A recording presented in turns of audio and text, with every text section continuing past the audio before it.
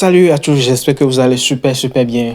Il faut qu'on revienne de temps en temps sur des critiques, sur les réalisations. Ça fait évoluer en fait. C'est pourquoi j'ai trouvé cette vidéo très bonne à partager avec vous. Mesdames et messieurs, merci de partager la vidéo, likez, abonnez-vous sur la chaîne. On est ensemble. Aujourd'hui, comparaison des réalisations matérielles sur le plan politique entre le Burkina Faso et le Togo. Ibrahim Traoré évolue d'une manière accélérée sur la construction des infrastructures comme l'hôpital le plus élégant, bien sûr, de la sous-région, construction d'un barrage sur 24 000 hectares terrestres pour l'indépendance de l'énergie électrique et autres, lancement d'une satellite nationale et également tant d'autres avec beaucoup de choses qui se situent derrière, alors que le cas du Togo reste à découvrir. Alors, quelle comparaison peut-on faire dans ce sillage, dans le sens bien sûr de la politique des deux pays? Comment peut-on finalement comprendre la situation entre les deux pays finalement sur le plan politique? Voilà, mesdames et messieurs, chers téléspectateurs, chers amis internautes, tel est quand même le thème à débattre aujourd'hui. Je suis au plateau avec mes co-débatteurs qui sont les analystes fins, bien sûr, sur le plan politique, et ils sont également des chercheurs des informations politiques dans la sous-région. D'abord, je voudrais titrer en premier lieu Christ Adjola, en direct depuis le Togo, depuis Lomé. Christ, bonsoir. Bonsoir Gabriel, bonsoir à Malik, bonsoir à Mustapha, bonsoir à tous les téléspectateurs de Allo Tempo. Merci d'être avec nous cet après-midi. Le second co-débatteur, Mustapha Ezekiel Diata, en direct depuis Dakar au Sénégal. Mustapha, bonsoir. Bonsoir à vous le plateau, bonsoir à Malik, bonsoir aux Togolais, aux Burkinabés dont nous allons parler ce soir. Merci également d'être avec nous cet après-midi. Mesdames et messieurs, chers téléspectateurs, la régie est dirigée bien sûr de l'autre côté par Malik Sall. Je suis Gabriel, le nouveau numéro de Lumière Internationale. C'est parti.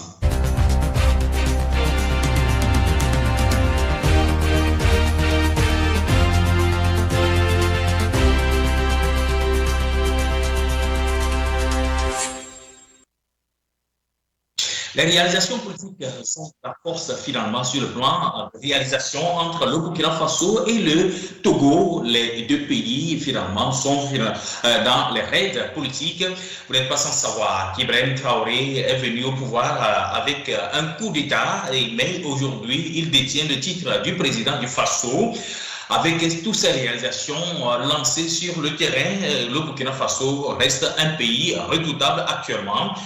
Alors que le Togo, nous allons essayer de détecter bien sûr pour le cas du Togo tout de suite dans ce nouveau débat. Mais ce qui est à rappeler est tout simplement les réalisations du développement d'Ibrahim Traoré sont finalement remarquables sur le terrain.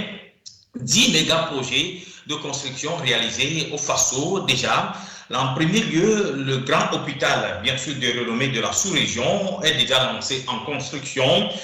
Barrage de Samadoni, voilà, sur 24 hectares de terrain agricole. Également, le projet de changement de monnaie reste également un projet entre le Burkina Faso, le Niger et le Mali. Ce projet, Ibrahim Traoré tient à cœur, bien sûr, également ce projet qui est en concertation avec ses poulains. Et la ligne ferroviaire de Ouagadougou-Accra est déjà lancée également en construction par Ibrahim Traoré.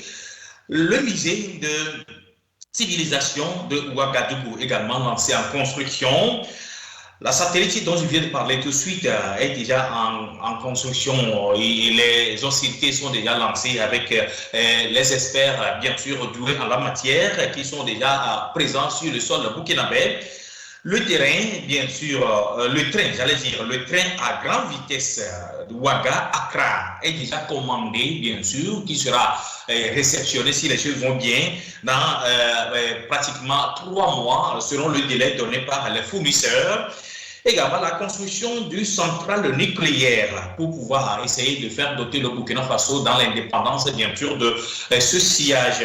Une usine de raffinerie d'or qui va produire pratiquement 400 kg d'or par jour. Alors, il reste à découvrir, bien sûr, cette usine est déjà en construction. Et enfin, la construction de l'usine de transformation de tomates. Voilà, tels sont quand même les projets lancés rapidement en construction par Ibrahim Traoré. Alors, je suis au plateau avec mes co-débatteurs. Et Chris, vous prenez en premier lieu la parole. Quand on essaie quand même d'évaluer, bien sûr, tous ces lancements de projets, et finalement, nous avons contacté nos confrères qui sont sur le terrain 5Q5. Ils nous ont bien sûr renvoyé le compte rendu. La concrétisation bien sûr de ces projets sont actuellement en cours et Ibrahim Traoré est également à la recherche bien sûr des grands fournisseurs pour essayer d'aboutir bien sûr ces projets-là. Alors, il est vrai que d'autres informations nous parviennent actuellement à l'heure où nous sommes, mais finalement l'essentiel c'est de constater bien sûr ces faits-là. Alors, comparativement à la politique togolaise, à la réalisation politique sur le plan togolais, il reste beaucoup de choses à détecter. Alors, Christ, selon vous, quelles d'abord prévisions, bien quels seront vos points de vue portés sur cet aspect d'abord avant d'aller au fond? Ok, merci beaucoup Gabriel. Et en fait, comme vous l'avez dit, vous avez énoncé déjà plusieurs choses, c'est-à-dire qui sont en train d'être réalisées déjà par Ibrahim Traoré. Et nous devons préciser également qu'il fait pratiquement, il fera pratiquement 2 ans au pouvoir bientôt, c'est-à-dire en septembre prochain, ça fera 2 ans. Quand nous voyons déjà ce bilan-là, qui est là, et surtout avec les activités qui sont déjà pratiquement déjà réalisées, ça donne quand même, ça fait cœur, je veux dire. En fait, parce que vous voyez déjà, à peine est-il arrivé, nous avons déjà aussi environ 10 000 emplois qu'il a déjà créés. Vous voyez, c'est pas du tout bien. Et il faut aussi que nous précisions que Ibrahim Traoré a eu même à rencontrer des enfants, environ 230 enfants. Et c'était le 20 novembre 2023. Il a discuté avec les enfants. C'était dans le cadre en fait de la journée mondiale des enfants. Et 130 enfants étaient de toutes les couches sociales confondues. Et c'était des 13 régions du pays. Et c'était en fait pourquoi il a communiqué avec les enfants, il a inculqué aux enfants le sens du patriotisme, le sens de ce que c'est que le développement. Les enfants ont posé des questions et il a aussi répondu aux diverses questions des enfants. Il a aussi dit aux enfants que sa vision, c'est de lutter pour que ces enfants-là soient bien éduqués, ils aient une meilleure éducation, que ces enfants-là puissent manger à leur faim. Vous savez que lorsqu'on parle de développement d'un pays, on ne peut pas parler de développement sans passer par l'éducation. Tout à fait. Et du développement, c'est l'éducation. Parce que avant que vous ne soyez un ingénieur en génie électrique, un ingénieur en génie mécanique, quel que soit ce que vous devez faire, même l'agriculture, vous devez passer par forcément l'éducation.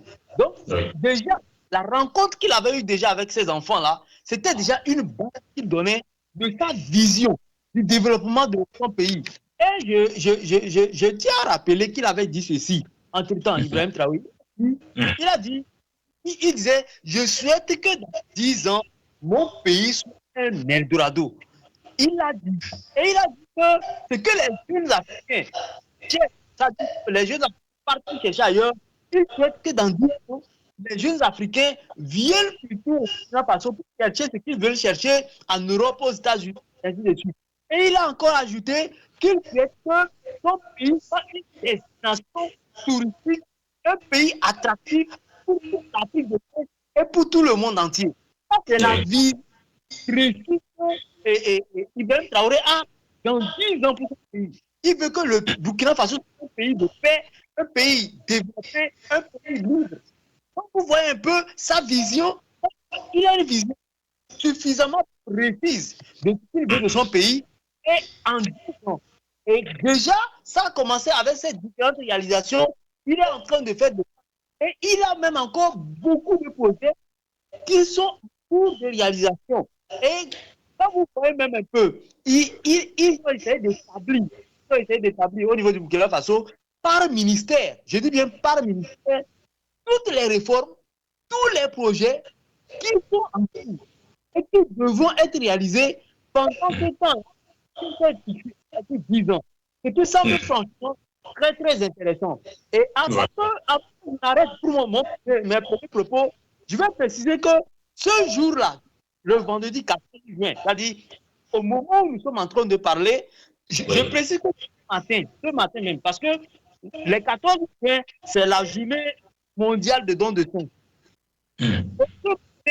Ce matin, à son palais même, M. Ibrahim Traoré a dit au nom de son sang, il a donné tous les Burkinabés, non seulement Burkinabés, aux Africains, aux chefs d'État africains, aux chefs de gouvernement, lui-même. Parce que donner son sang, c'est aussi participer à la vie, c'est sauver des vies.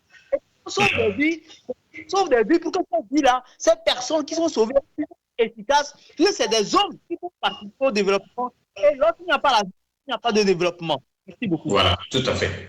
D'accord. Mais merci Christ pour tous ces premiers points de vue portés sur l'aspect, bien sûr, de développement du Burkina Faso, mené bien sûr par Ibrahim Traoré, le président de la transition, qui devient tout définitivement, tout dernièrement, président de la République du Faso. Alors, Moustapha Ezekiel Diatta, vous êtes avec nous cet après-midi. Vous avez été également dans les investigations concernant les réalisations politiques d'Ibrahim Traoré, qui vient d'arriver à peine 2 ans. Vraiment, on dirait qu'il devient finalement redoutable sur ce qui concerne la banquée. Mais écoutez, pourquoi commencer par Ibrahim Traoré? Mais revenons un peu au Togo. Hein. Voyez-vous, le journal Togo Réveil, je ne sais pas, vous l'appelez comme ça, hein, dans sa livraison numéro 522 du vendredi 28 avril 2023, dit clairement les projets et les réalisations de Fort Gnassingbé au Togo. Pourquoi on ne parle pas de ça? Est-ce que ce sont des réalisations? Je ne sais pas, mais quand même, on pourrait faire confiance à nos confrères de ce journal qui en parlent pourtant. Ils disent que, vous connaissez bien sûr l'hôpital Saint-Péregrin. Et cet hôpital, bien sûr. Voilà, cet hôpital de référence de Docteur. Dans un coin d'Agone, un quartier de beaucoup. Donc, il paraît-il que Fort a renouvelé le plateau de l'hôpital. Bon, les travaux ont démarré en 2019.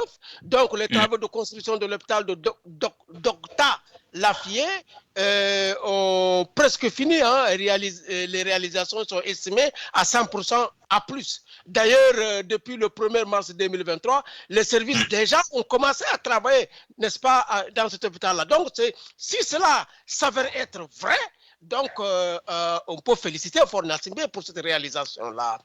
Donc, Moustapha, il n'y a que ça seul que vous avez détecté sur le Togo. Ah non, mais j'arrive, Gabriel, hein, puisque le journal parle sur plusieurs. Il y a la réalisation de la route nationale, quelque part au National 1, au Togo, faite par Fort Gnassingbé, même si certains Togolais même ça fait on tolère parce que pour certains Togolais, la route a plutôt plus de problèmes qu'elle ne soit réalisée ou comment on appelle ça, rénovée par Fort Gnassingbé. C'est-à-dire que peut-être qu'elle soit quand même, on peut dire que il y a quand même des réalisations parce qu'en fait, Gabriel, nous ne sommes pas dans le nihilisme. Je pense que quelque part, il y a des petites réalisations que Fort Gnassingbé a fait. Et c'est vrai que d'autres réalisations qu'il a fait, c'est des emprisonnements, c'est des embastionnements, c'est des coups d'État constitutionnels. Mais quand même, il y a des choses qu'il a fait quand même qu'il faut apprécier. Maintenant, Oui, mais Moustapha, avant de vous laisser aboutir, il est à rappeler que la manière dont on doit, ou bien pourquoi doit-on comparer, bien sûr, Ibrahim Traoré à Faure Sozona Gnassingbé. Ibrahim Traoré vient d'arriver à peine 2 ans, alors que Faure Sozona Gnassingbé a pris le pouvoir en 2005.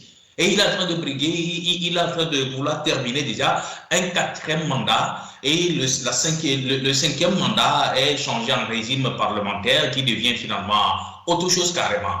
Alors, est-ce qu'on peut les mettre sur au moins sur 2 plats pour les comparer? C'est là aussi la question.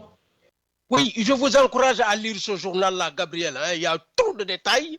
Je ne sais pas si on peut avoir confiance à ce journal Togo Réveil dans sa livraison numéro 522. C'est intéressant. Mais ce que je veux dire ici, c'est que, Gabriel, les deux leaders, 2 visions différentes, 2 contextes différents.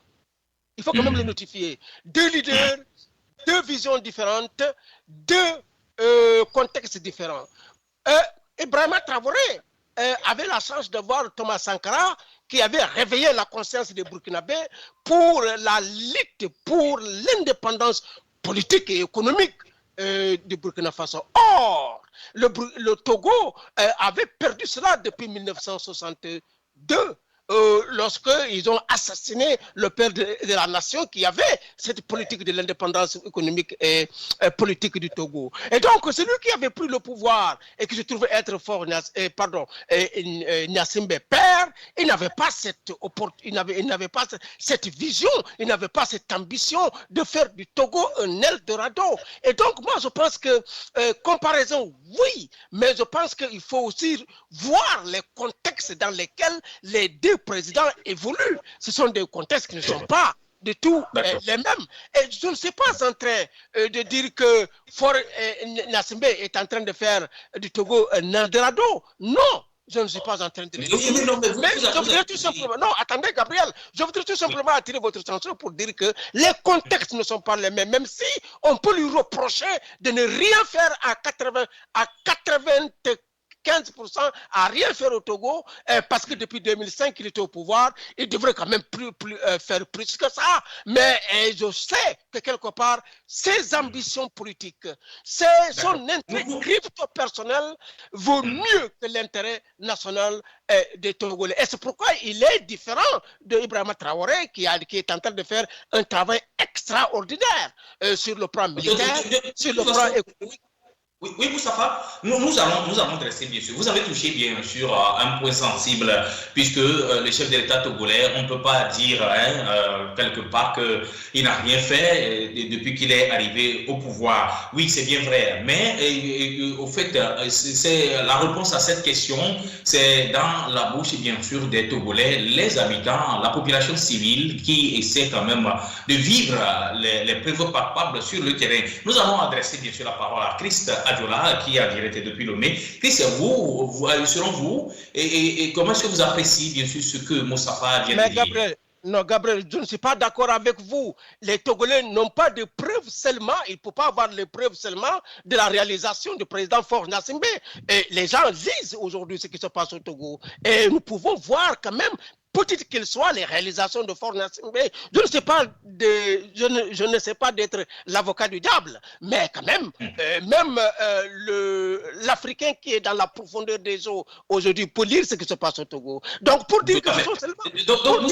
Non, Gabriel, attendez. Pour dire que seulement ce sont les Togolais qui peuvent savoir la réalité que vivent les Togolais, ce n'est pas réel ça. Je pense que la vérité, c'est que tout le monde peut lire ce qui se passe au Togo et pouvoir dire leurs pensées sur ce qui se passe au Togo. Alors, comparaison n'est pas raison du tout. Et vous ne pouvez pas me forcer à dire autre chose que ce que je pense. Moi, je crois que je le dis, c'est que Faure Gnassingbé a fait des réalisations. Même si elles sont petites, elles sont là. On n'en disconvient pas. Non, attendez. Je dis que les contextes... On n'en disconvient pas. Oui, je dis que les contextes ne sont pas les mêmes, puisque Faure, il était au pouvoir depuis 2005 et que ses ambitions politiques sont différentes des ambitions politiques de Ibrahim Traoré, et les visions et les programmes ne sont pas les mêmes. Et je pense que ça c'est clair quand même. Merci, vous gardez le contact avec nous. Et Christ Adjola, comment est-ce que vous appréhendez bien sûr l'introduction de Moustapha? Non, bon, en fait, Moustapha dit ce qu'il pense. Et lorsque Moustapha a parlé des réalisations de M. Fonia Singbe, bon, il a absolument raison. M. Fonia Singbe a fait plusieurs réalisations. Mais maintenant, Moustapha a précisé quelque chose. Moustapha a bien dit que ce qui est regrettable, c'est lorsque on doit faire un comparatif entre les deux, on se rend compte que quelque part, si quelqu'un a fait pratiquement 20 ans et on voit ce qu'il réalise par rapport à quelqu'un qui fait à peine 2 ans, bon, vous voyez que quelque part aussi, ça semble être insuffisant, s'il faut ainsi dire. Mais même si nous devons reconnaître également que les contextes ne sont pas forcément les mêmes, les réalités ne sont pas les mêmes, ainsi de suite. Mais maintenant, j'avais voulu revenir encore sur un aspect dont Moustapha parlait. Il parlait de l'hôpital Saint-Pélégrin. En fait, il posait la question de savoir si c'est vraiment vrai que cet hôpital, si c'est vraiment vrai que l'hôpital est en fonction. C'est vrai de confirmer que l'hôpital travaille effectivement et l'hôpital a été inauguré un 26 avril 2023.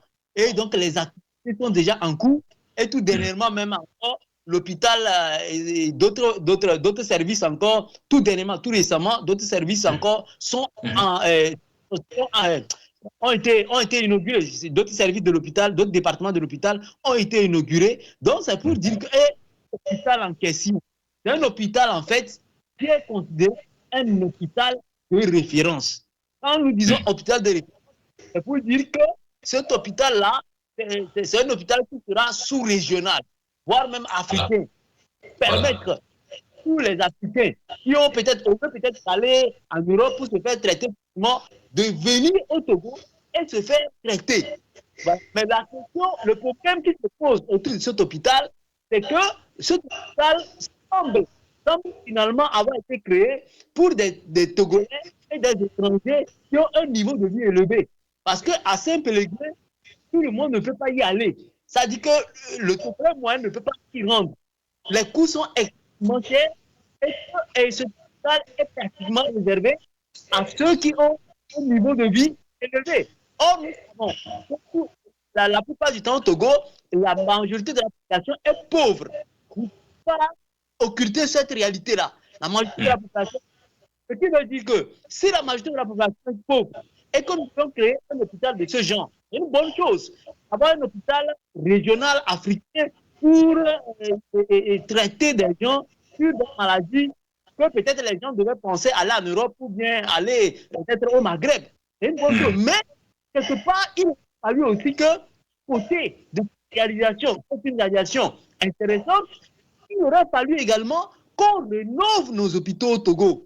Quand vous allez dans nos hôpitaux, les CHR, les CHR au Togo, je ne sais pas si Gabriel, vous êtes-il pas rentré dans ces hôpitaux, je ne sais pas. Mais moi, je suis allé à plusieurs reprises et encore tout récemment. Je vous dis, quand vous rentrez dans nos hôpitaux, sincèrement, ce n'est pas du tout intéressant à voir. Vous savez, la manière dont l'hygiène, l'hygiène, ça. Or, les malades vont à l'hôpital pour recevoir des soins de santé, pour revenir en bonne santé. Mais vous allez dans nos hôpitaux, c'est les moustiques. Vous êtes cueillis à froid par les moustiques. Finalement, et même comme ça, je parlais d'hygiène, c'est pas aussi ça. Il y a beaucoup, même le matériel manque cruellement dans nos CHU, cruellement dans nos CHR. Les prestataires de santé, c'est-à-dire les médecins, les docteurs même s'en plaignent parce qu'il y a des patients qui décèdent tout simplement parce qu'il y a un manque d'appareils. Et tout récemment, j'ai vécu personnellement une situation où un patient est décédé tout simplement parce qu'il y avait manque d'appareils. Vous imaginez, quelque part, et c'est bien de réaliser des hôpitaux de référence, mais c'est aussi intéressant d'y ajouter quoi, la modernisation des hôpitaux qui sont déjà là, de revoir pour que quand même le pays qui est le Togo, que partout, que les gens puissent, lorsqu'ils rentrent dans nos hôpitaux, qu'ils puissent apprécier. C'est très, très important. Bon, je vais m'arrêter sur ce point. Donc, Chris, voilà, vous avez vécu beaucoup d'expériences, vous qui êtes allumé au Togo, et puis également nos investigateurs qui sont partis sur le terrain, nos envoyés spéciaux dans le FENTE qui sont partis, bien sûr, essayer de voir exactement les réalisations au Togo et également au Burkina Faso. La comparaison reste un peu très différente. Donc, rapidement, Moustapha, vous avez bien sûr touché du doigt cet hôpital et le bitumage, bien sûr, d'une route. Et Moustapha, vous pouvez nous donner quand même la précision sur la route qui a été bitumée? Allô? Allô, Moustapha? Oui, Gabriel, je vous reviens pour vous donner les détails de cette route qui a été bitumée de ce village-là, parce que le document que j'ai déjà quelque part, je reviendrai pour vous donner des détails, mais c'est sûr que Fort Nassimbe a quand même mené des réalisations. Je ne dis pas, et je répète ça, je ne dis pas... Moustapha, je vous rafraîchis la mémoire. Et concernant bien sûr le bitumage bien sûr de cette route dont il est question, nos envoyés spéciaux qui ont été sur le terrain à Lomé au Togo nous ont fait parvenir bien sûr des recherches bien approfondies. C'est la route nationale numéro 5 qui mène de Lomé à Palimé qui devait être bitumée, exemple double aller et double retour en totalité. Mais cette bitumage a été arrêté dans une ville ou bien dans un village cantonal dénommé Amwepé. Le double aller est arrêté à Amwepé, double retour également est arrêté à Amwepé, mais c'est finalement une seule voie qui est prise de Mwepé jusqu'à Palimé, au lieu de double aller, double retour. Alors, les Togolais soupçonnent déjà le gouvernement togolais pour avoir escroquer ou bien dilapider bien sûr des fonds, alors que le gouvernement togolais aussi a confié bien sûr les charges à la société Ebomaf qui demeure une société burkinabé qui est bien douée dans les infrastructures, la construction des infrastructures. Donc nous avons approché également cette société. Entre-temps, et nos reporters nous ont ramené que voilà, le comptable, bien sûr, de cette société avait dilapidé des milliards, bien sûr, que la Banque mondiale a alloué à la construction de cette voie-là. Alors, la gestion maintenant, on se pose la question de savoir comment est-ce que le gouvernement togolais gère, bien sûr, la construction de cette route avec la société Ebomaf. Et finalement, il y a dilapidation ou bien la disparition, bien sûr, des milliards dans ce contexte. Et le projet s'est arrêté à mi-parcours. Moustapha, oui, vos impressions?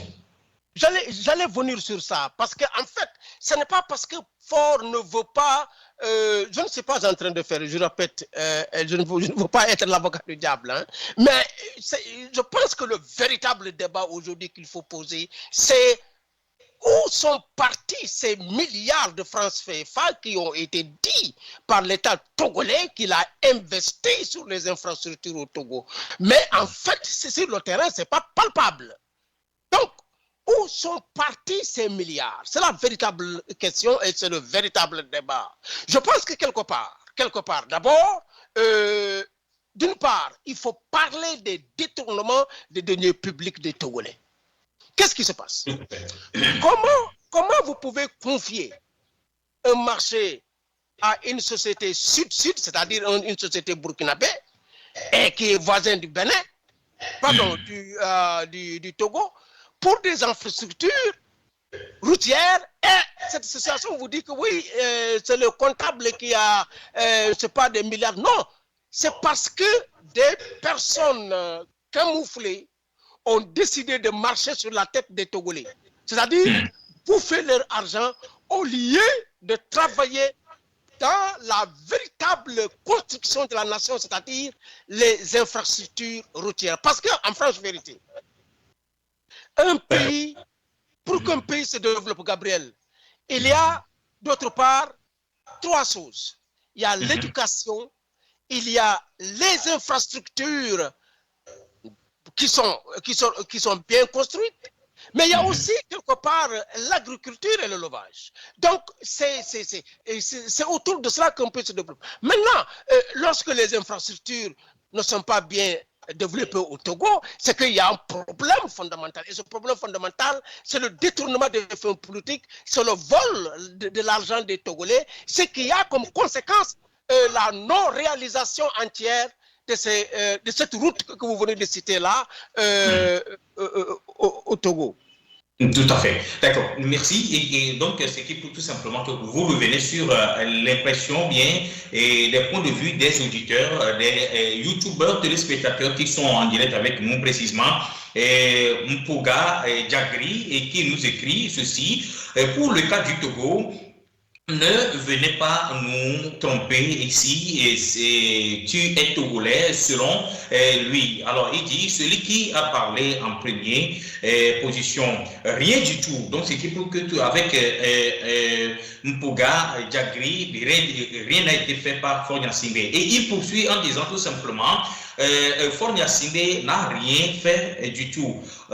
Comme quoi? Alors, il se pose la question de savoir quelles sont les réalisations de Faure Gnassingbé. Il faut qu'on le dise directement, puisque c'est notre devoir de leur communiquer exactement les réalisations des chefs d'État entre les deux pays.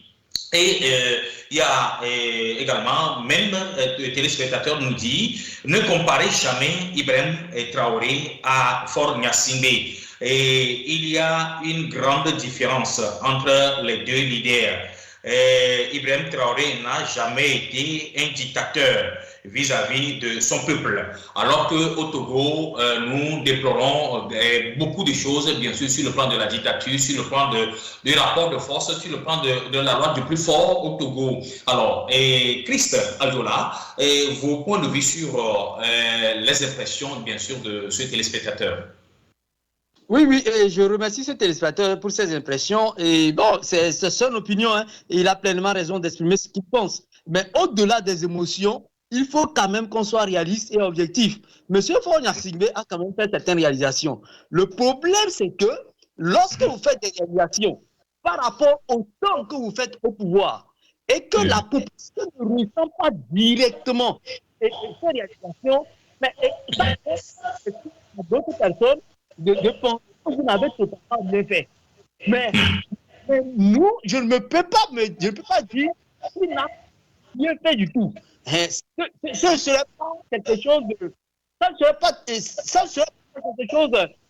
d'objectif de ma part. Donc, j'aimerais quand même aussi.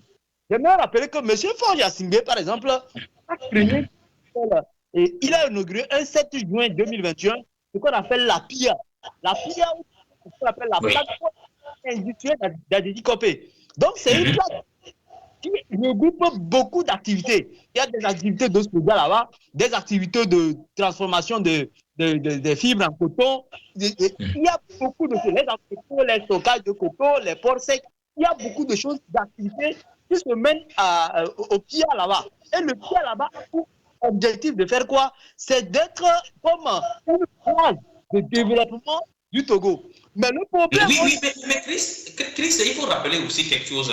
Il y a un aspect que nous ignorons. Et du côté de Burkina Faso, Ibrahim Traoré, après avoir lancé bien sûr la construction de tous ces projets mis en vigueur, dont nous venons de citer tout de suite, Ibrahim Traoré a essayé de mener la politique d'une manière que toute la couche de la jeunesse burkinabé essaie quand même de trouver à faire de job, à faire bien sûr dans la réalisation de ces projets-là. Alors que sur le plan du Togo, c'est que si vous n'êtes pas du parti UNI, vous n'êtes pas du parti au pouvoir, vous ne pouvez pas trouver à faire dans cette société que vous venez de citer. Alors que les Togolais se plaignent beaucoup sur le plan de la création de l'emploi, il n'y a rien qui est concrétisé sur le terrain. Vos impressions sur cet aspect? Oui, je vous comprends, Gabriel. Et c'est vrai, c'est que généralement, vous savez, ça dit que dans la majorité des cas, vous allez voir que plusieurs personnes, quand elles veulent raisonner dans le sens des réalisations du Togo, et je parle des Togolais particulièrement, elles disent que rien n'est fait. Voilà. Je comprends ces personnes. Je les comprends. C'est normal de tenir ces propos-là, parce que parfois, quand on est totalement aigri par rapport aux situations, on ne peut que tenir ces propos. Et on ne peut pas blâmer ces personnes-là, on ne peut pas blâmer ces propos. Seulement, lorsque nous voulons quand même aller au-delà de nos émotions, lorsque nous voulons aller au-delà de nos sentiments légitimes, je dis bien nos sentiments légitimes, je ne blâme pas. Quand nous voulons aller au-delà, nous verrons quand même que quelque part, il y a quelque chose qui est fait. Mais le problème, c'est que ce qui est fait n'est pas à la hauteur de l'attente de ces populations togolaises. C'est ça le problème. C'est pourquoi... Et aussi, Chris, il faut aussi noter que, au fait, ce qui est fait, ce n'est pas profitable à tous les Togolais. C'est là aussi une question. Puisque si c'est profitable à tous les Togolais, je pense bien que nos investigateurs, nos micro-trottoirs qui ont circulé de Lomé jusqu'à Saint-Cassé allaient quand même révéler du moins, au moins une reconnaissance à Fort-Gnassingbé. Oui, je vous comprends. C'est ça le souci. En fait, ce qui est fait, comme je l'ai dit, ne profite pas, c'est-à-dire que ne répond pas aux aspirations parfois profondes même des populations. C'est ça le problème. Et comme vous l'avez dit, on a l'impression, même quand je me rappelle que M. Fort-Gnassingbé, je ne me rappelle pas précisément de l'année, mais il avait dit ceci. Mais lorsqu'il était arrivé un peu, je crois que c'était lors de son deuxième mandat, si je me trompe, il avait dit qu'il y a une partie de la population, une minorité des Togolais qui s'accaparent des richesses du pays. Et que la majorité crépit et croupit dans la misère. Il avait tenu un discours de ce genre. Mais on s'entendait, suite à ce discours-là, que peut-être sur le plan pratique, il y ait une rénovation, une réforme catégorique dans la gouvernance du pays. Malheureusement, rien n'a été fait. En quelque sorte, c'est comme finalement, ce discours n'était qu'un discours pour distraire la galerie. Parce que on n'a pas vu ce qui a changé réellement dans la vie des populations togolaises. Même quand on prend par exemple, comment on appelle ça, aujourd'hui, hier par exemple, je parlais de la APLUSIA, donc cette institution qui est chargée de la lutte contre la corruption, assimilée. Mais qu'est-ce que se passe dans notre pays? Mais vous imaginez qu'on attrape que des petits poissons? Mais ceux qui détournent des milliards, ceux qui ont des entreprises en Europe, des châteaux en Europe, mais ils sont tranquilles, ils ne sont pas inquiétés. Mais au même moment, ceux qui sont les petits voleurs, c'est eux qu'on attrape. Et c'est là que vous voyez que quelque part, on a du chemin, des réalisations. Mais cela, ce n'est pas parce que il y a, c'est pas parce que il y a ces insuffisances criards-là qu'on va dire automatiquement que rien du tout n'a été fait par M. Fort-Gnassingbé. Non, on ne peut pas le dire. Mais on va quand même... D'accord. Mais Chris, un instant, on revient sur vous et puis avant de revenir, Moustapha, et avant de revenir sur le cas du Togo, nous allons recevoir le téléspectateur et également revoir le point, les lancements que Ibrahim Traoré a fait, si en réalité ces lancements de construction vont aboutir. Alors nous avons un téléspectateur en ligne. Cher ami, allô? Oui, allô? Oui, bonsoir monsieur, vous nous appelez d'où? Oui, bonsoir. Oui, vous nous appelez d'où? Bonsoir. Bonsoir, nous vous recevons. Vous nous appelez d'où? Oui, chez vous, je pense que ça va. D'accord, vous voulez prévenir. Par rapport à ceux qui sont en train de parler et de défendre le parti politique du Togo, le régime togolais, moi, je dis absolument rien. Rien. Si vous regardez les routes, si vous regardez un peu partout, il y a les inondations. Si vous rentrez même dans les petits quartiers, c'est insupportable. Mais on parle de la route Palimé et Lomé. Si vous allez, vous voyez cette route, deux gros camions ne peuvent pas se doubler sur cette même route. Vous prenez la route CB et la douane. Vous croisez la route qui va vers la ville. Deux petites voitures ne peuvent pas se doubler sur une même route. Maintenant, les étudiants sont là, ceux qui ont fini les études sont là, ils chôment, il n'y a rien à faire. Quand on veut parler maintenant, c'est de nous arrêter, de nous emprisonner. Maintenant, la libre expression est bafouée. Le droit d'une personne est bafoué. Maintenant, vous parlez de cet homme qu'il est un homme honnête et qu'il fait quoi? Vous voyez, ceux qui mangent dans leurs mains, dans le lot là, ce sont eux qui défendent. Ce sont eux qui défendent. Sinon, nous autres, on ne voit absolument rien. On ne voit pas ce qu'il fait. Rien. Donc, ne comparez jamais le Burkina au Togo. Moi, je vous assure, il n'y a même pas de comparaison. À leur retour, il n'y a pas de comparaison. Ce sont des gens qui nous utilisent ici comme nous ne sommes rien. Ils nous utilisent comme nous ne sommes rien. Maintenant, les gens viennent parce qu'ils sont en train de manger comme ils veulent. Des milliards sont détournés, chacun tourne comme il veut et ils reviennent maintenant, ils nous disent que c'est fort en train de faire quelque chose. Qu'est-ce qu'il fait aujourd'hui? Moi, je ne vois pas. Moi, ça me fait honte de comprendre ce genre de choses. Si les gens viennent témoigner, les gens viennent mettre l'appui sur les choses pour dire qu'il est en train de faire quelque chose, moi, autre, ça m'énerve. Je ne vois rien, absolument rien. L'hôpital qu'ils ont dit qu'ils ont construit, l'hôpital, c'est pour ceux qui sont riches. C'est pas pour tout le monde. Aujourd'hui, tu n'as pas ça, tu ne peux pas rentrer dans ce hôpital. Vos points d'amertume, nous les avons enregistrés. Je crois que nous avons quelqu'un de ligne. On va voir. Allô, Malik? Allô? Oui.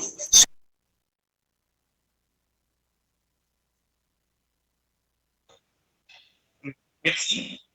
Oui, comment vous allez? Nous avons quelqu'un d'autre en ligne, on va le recevoir rapidement. Oui, allô? Allô?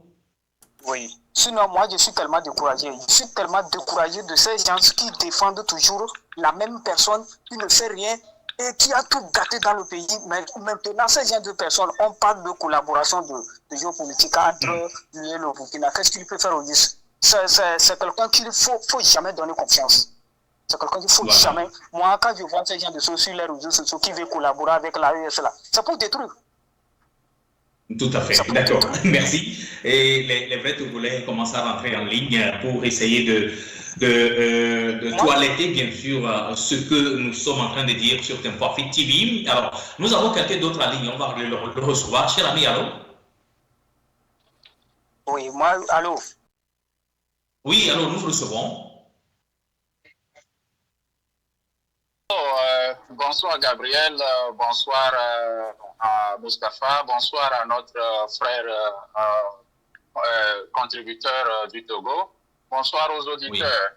Oui. Et je viens cet après-midi pour ajouter tout simplement que d'abord pour parler du Burkina, il ne faut pas oublier que le Burkina est un pays qui est en train de se construire à travers le président Ibrahim Traoré, un Burkina en guerre.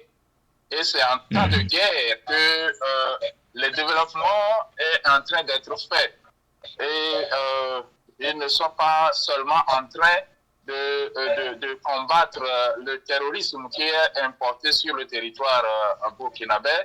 Le président fait participer également sur le terrain même les militaires qui combattent le terrorisme.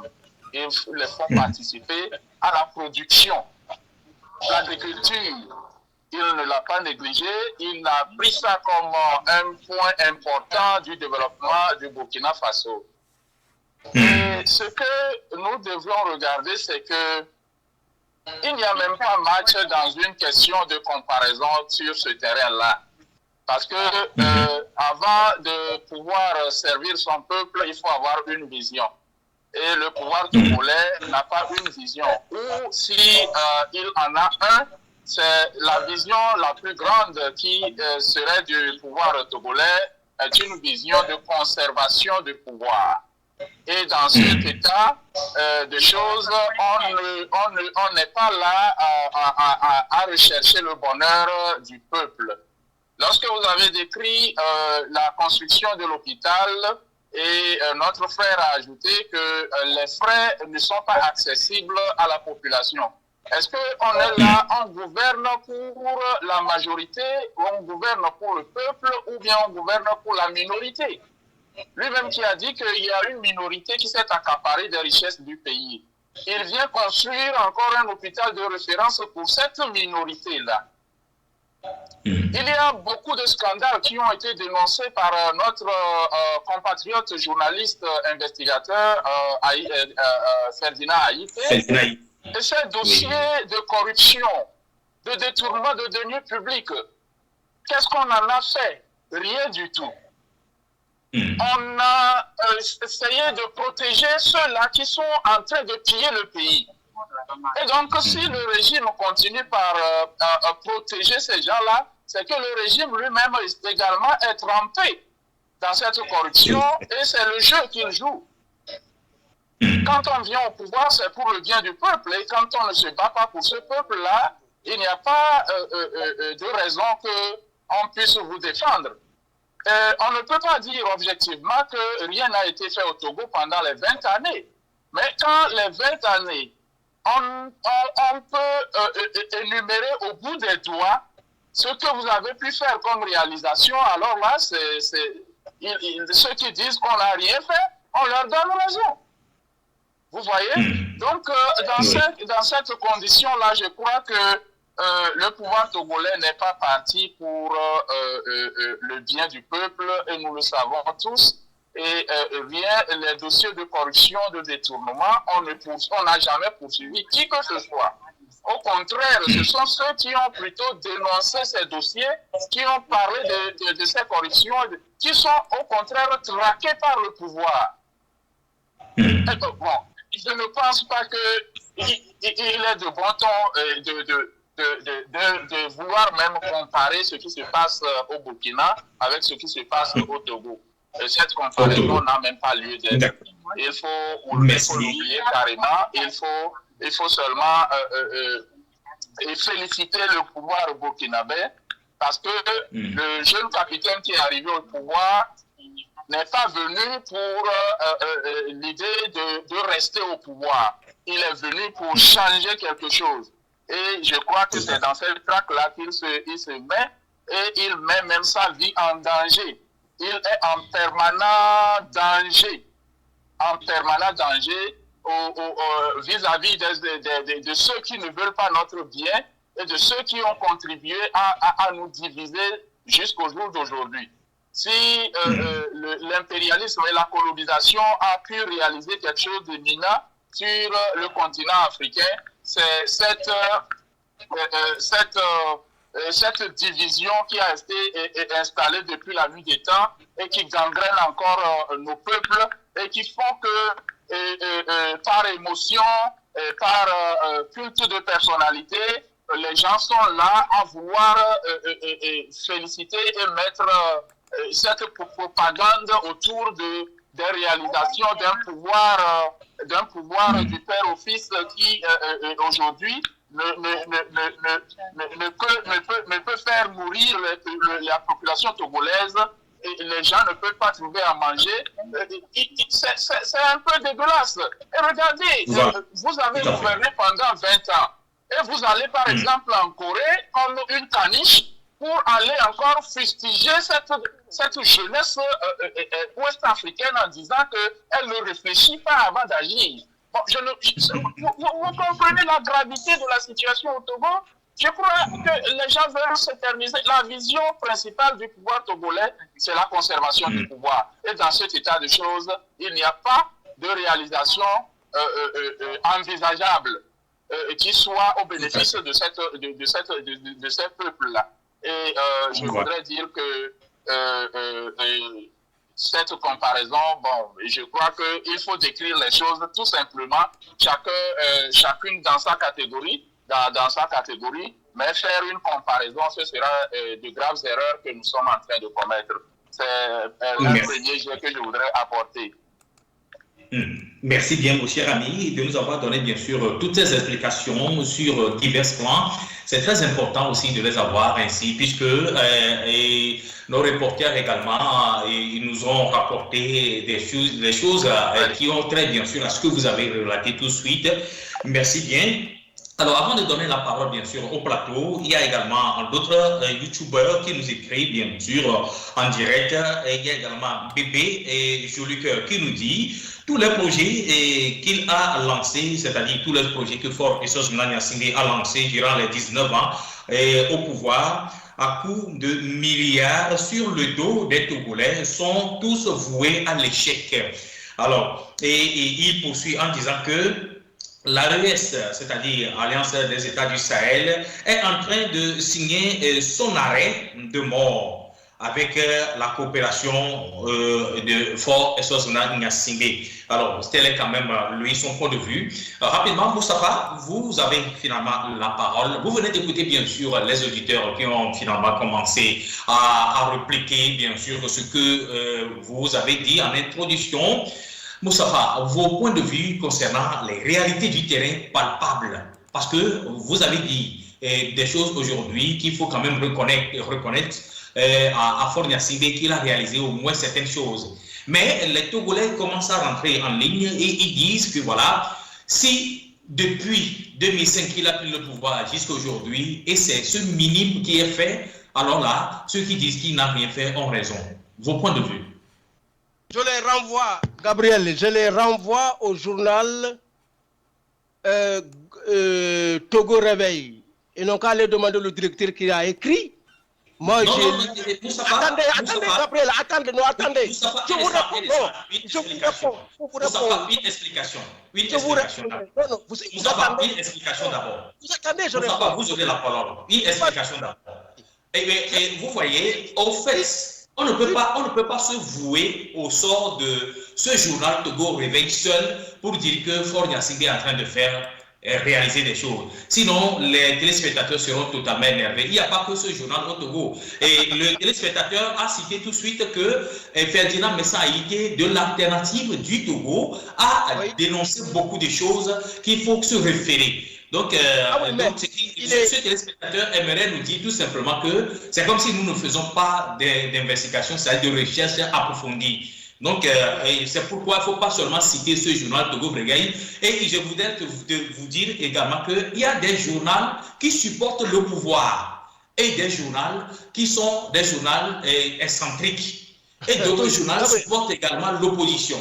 Donc, c'est ce qu'il faut savoir. Avant de prendre les contenus des journalistes, il faut également faire cette synthèse.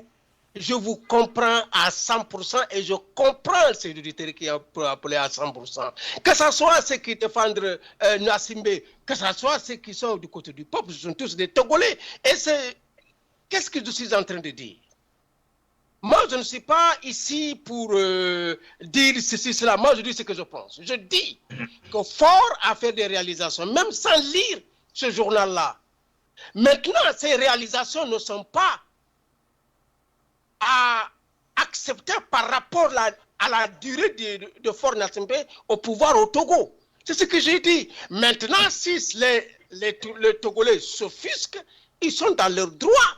Ça, je les accorde absolument ce droit-là. Mais il ne peut pas changer, moi, ma position. Il ne peut pas changer. Qu'est-ce que moi je pense de ce qui se passe au Togo? Je dis bien que Fort Nyasimbe a fait des investissements au même titre que Macky Sall qui a au Sénégal a emprisonné, embastionné les Sénégalais, les jeunes, etc. Mais quand même, les Sénégalais ont reconnu qu'il a fait les réalisations. Moi, je pense que je ne suis pas dans le nihilisme et je ne le serai jamais en tant qu'Africain. Quelque part, que ça soit le pouvoir, les présidents arrivent à faire des réalisations. Et je pense que quelque part, il faut être reconnaissant et réalisable. Maintenant, par rapport à ce qu'il doit faire, je dis, ce n'est pas du tout bien. Fort devait faire plus que ça. Qu'est-ce qui se passe? C'est qu'il y a plus de détournement d'argent au Togo que de faire des réalisations pour l'intérêt national. C'est ce que je dis. Maintenant, ceux qui font leurs commentaires, ils n'ont qu'à le faire. Mais moi, je reste dans ma position et je pense que... D'accord. Non, laisse-moi finir, Gabriel. Laisse-moi finir. Moi, je pense que je ne suis pas Togolais. Je suis Sénégalais, mais je suis Africain. Je pense que c'est le droit, et à même titre que tous les Togolais, de dire ce que je pense sur le Togo. Vous ne pouvez pas me couper la parole. Vous ne pouvez pas me couper la parole. Laisse-moi m'exprimer comme les Togolais le font. Moi, je pense, et ce que je dis, c'est clair. Ce que je dis, c'est une position équilibrée. Je dis que Fort n'a pas fait ce qu'il doit faire. Il y a plus de détournement d'argent que de réalisations en infrastructure au Togo. Maintenant, cela ne veut pas dire que je ne veux pas dire que Ford a fait des réalisations. Ceux qui sont fâchés, ils n'ont qu'à se fâcher. Mais moi, je dis ma position qui est équilibrée. Je vous remercie. D'accord. Mais vous gardez le contact avec nous. Et Chris Adjola, vous avez la parole. Voyons bien sûr les commentaires ou bien les téléspectateurs qui ont appelé tout de suite nous recadrant bien sûr nos contextes. Intervenir là. D'accord. Un instant, Chris, avant de prendre la parole, les gens sont en train de confondre les choses. On ne confond pas le mal au bien. Par exemple, si ceux qui sont en train de critiquer qu'il a fait. Bon, au juste, qu'est-ce qu'il a fait? Ces gens, ceux même qui sont en train de critiquer qu'il a fait quelque chose, c'est que les personnes défendent leur propre ventre. Parce qu'il est là-bas, il est dans le lot, il se trouve à manger, et sa famille trouve à manger. Donc, le reste n'est plus rien que lui. Vous voyez ça? Voilà. Si c'est pour dire que les gens sont là à se critiquer, celui qui dit la vérité, que c'est comme ça se passe, il se permet à critiquer la personne. Moi, j'ai tellement honte. J'ai tellement honte. Regarde comment une personne qui quitte pour aller à un sommet va et décourage totalement la jeunesse. Mais vous comprenez quoi? Oui. Vous comprenez quoi? Et vous allez dire à ce genre de personnes qu'ils sont des gens intègres, mais ça ne nous sautez pas les yeux. C'est pas possible. C'est pas possible. Hein? Les gens sont. Il y a les prisonniers politiques qui sont emprisonnés. Quand Ibrahim Traoré est arrivé, qu'est-ce qu'il a fait? D'abord, c'est le cas des prisonniers qu'il a regardé. Il a dit la prison n'est pas faite pour ceux qui commettent des petites erreurs. La prison est faite à ceux qui ont commis des crimes mortels. C'est à eux la prison. Ce n'est pas pour tout le monde. Les politiciens sont emprisonnés et les panafricains sont emprisonnés dans ce même pays et les milliards sont détournés. On n'en parle même pas de ça. Ceux qui voient la réalité et qui veulent dire, ce sont eux maintenant que le gouvernement poursuit.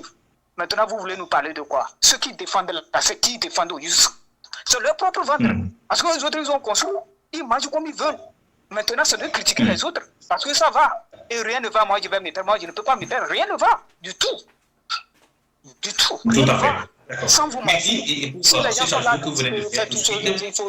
il y a un moment donné qu'il faut arrêter à certaines choses. Nul n'est enfant maintenant. Tout le monde a grandi par sa psychologie. Donc maintenant, il faut que les gens cessent de nous mentir.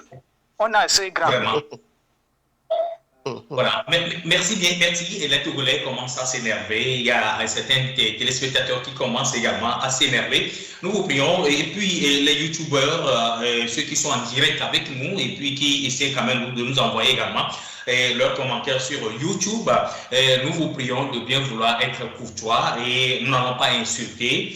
Alors, il y a également Bébé et Joli Cœur qui nous dit: quand vous écoutez Ibrahim Traoré parler, vous saurez qu'il sait au fond de son cœur ce qu'il dit. Il maîtrise bien ce qu'il dit et il vit et ce qu'il dit et il pose bien sûr des actes correspondant bien sûr à ce qu'il dit. Alors, ce que nous ne sentons pas bien sûr du cas du Togo. Au Togo, donc ceux téléspectateurs estiment qu'au Togo, il y a trop de discours, mais les réalisations sur le terrain, on n'en trouve rien. Alors, ils poursuivent bien sûr en disant que, au fait, intellectuellement, on pourrait quand même être un peu mécontent sur les actes posés par le chef de l'État togolais. Alors, Chris Adjola, vous avez finalement la parole. Vous venez d'écouter bien sûr beaucoup de réactions, ceux qui ont appelé directement au téléphone et également ceux qui sont sur YouTube en train de nous envoyer bien sûr les commentaires. Vos impressions maintenant, Chris?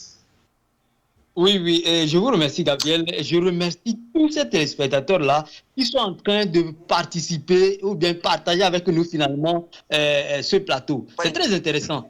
Vous savez, tout ce que ces téléspectateurs sont en train de dire, sont en train de mettre chacun un vrai non.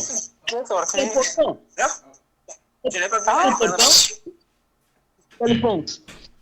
Cela ne nous empêche pas, à nous qui sommes analystes, de pouvoir aussi révéler ce qui se passe en réalité. Et ici, on est en train de faire la critique de quelqu'un. La preuve, c'est pas encore du débat. Donc, les gens, c'est vrai que plusieurs pensent qu'on a fait la d'un fort Assingé ici. C'est là qu'on est là. On est là ici en tant que de part et d'autre, puisque c'est un débat comparatif. Il faut qu'on montre de part et d'autre les bons côtés et il y a aussi des mauvais côtés. Le Burkina n'a pas que de bons côtés. Il y a aussi des côtés aussi au niveau de Ibrahim Traoré. Par exemple, Ibrahim Traoré, il y a un mois environ, il a arrêté un activiste. Et tout et dans la semaine passée, il a arrêté également l'oncle de Thomas Sankara qui a réclamé, qui exigeait que M. Ibrahim Traoré soit plus clément par rapport à la liberté d'expression. Mais il a arrêté. Mais ces choses-là, est-ce que nos téléspectateurs le savent ou non? C'est pour dire que quelque part, on doit quand même comment on appelle ça? On doit couper la poire en deux. On ne doit pas des extrémistes. Aujourd'hui, quand nous parlons du Togo, nous étions juste en train de faire l'analyse sur les réalisations du Togo. On a parlé du Burkina Faso. On est en train de parler du Togo. On n'a pas encore fini. C'était juste pour montrer ce que nous pensons que M. Faure Gnassingbé a fait. Et je le redis, c'est pas parce que il y a plus de mauvais que de bons qu'il n'y a pas quelque chose de bon. Personne ne peut dire qu'elle est tout à fait, aucune personne ne peut dire qu'elle est tout à fait bonne. Même s'il y a des insuffisances, les insuffisances ne peuvent pas suffire à dire que oui, Chris.